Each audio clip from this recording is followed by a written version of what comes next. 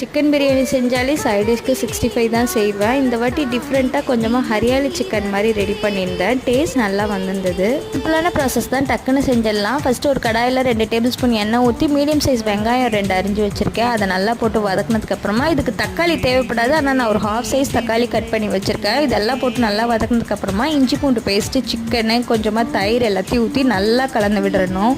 தயிர் வந்து half cup எடுத்துக்கோங்க. 2 டேபிள் ஸ்பூன் குழம்பு மிளகாய் தூள், தேவையான அளவு உப்பு, ஒரு ஹாஃப் லெமன் பிழிஞ்சிட்டு இப்போ நம்ம அரைச்சி வச்சுருக்க புதினா கொத்தமல்லி பேஸ்ட்டு அதில் ஆட் பண்ணி நல்லா கலந்து விட்டுறணும்.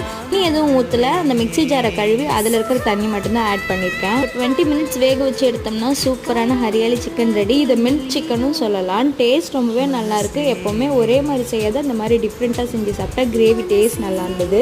நல்லா கொத்தமல்லி தழை தூவிட்டு பிளேட்டுக்கு சர்வ் பண்ணிட வேண்டியதான். சுட சுட சிக்கன் பிரியாணி கூட இந்த ஹரியாலி சிக்கன் அப்புறம் தயிர் வெங்காயம் வச்சு சாப்பிடும்போது டேஸ்ட் சூப்பராக இருந்தது. கண்டிப்பாக ட்ரை பண்ணி பார்த்துட்டு கமெண்ட்டில் எப்படி இருந்ததுன்னு